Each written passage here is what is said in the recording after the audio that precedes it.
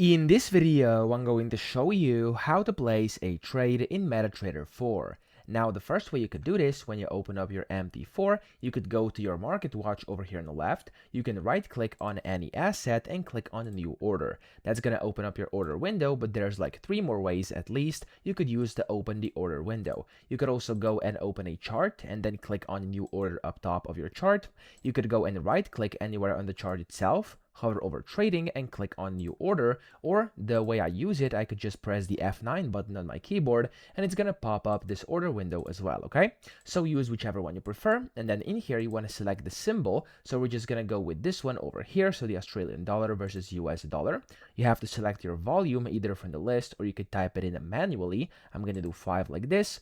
Then if you want to, you can add a stop loss or a take profit, and then here you could also add a comment to your order or trade and select the type of your trade. Now I'm going to do instant execution, and then of course you have to select if you are buying or selling. Click on this, and there we go. As you can see, when I click on the OK button, a trade has been placed down here at the bottom left if I click on the trade button. Okay, so that's how to do this. That's how to place a trade in MT4. I hope this video helped you out. If it did, please subscribe to the channel and help me out as well.